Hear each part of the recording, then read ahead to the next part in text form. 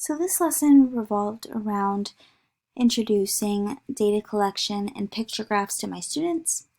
So we did an example together in which I conducted data collection and drew my own picture graph using smiley faces.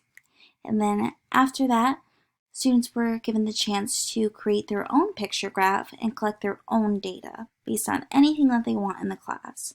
So students used different examples, and you'll see that this student did coats. They did students wearing coats, quotes, and no quotes. And the student drew stick figures and wrote the numbers next to it. And for this, I really wanted them to write those numbers so that we knew what they were doing and that they were collecting data and drawing those pictures, and the title was also what I was looking for.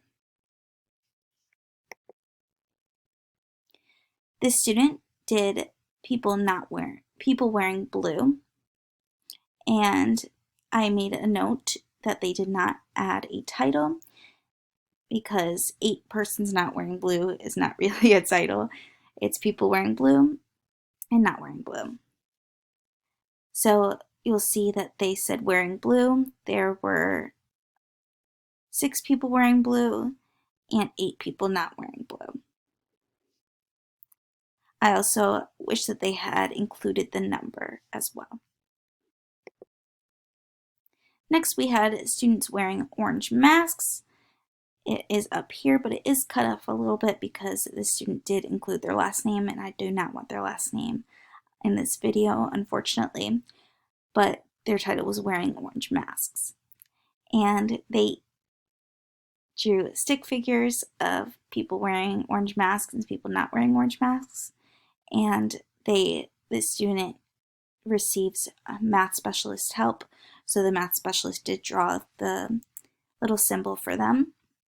But I did really like how they did incorporate an orange masks in their drawings, which was really cool and creative.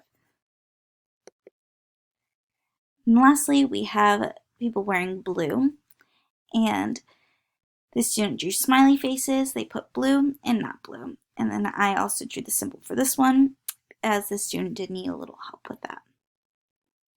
Overall, my students did a really great job at understanding picture graphs, and this helped to show me that students were ready to move on to learning about bar graphs and line graphs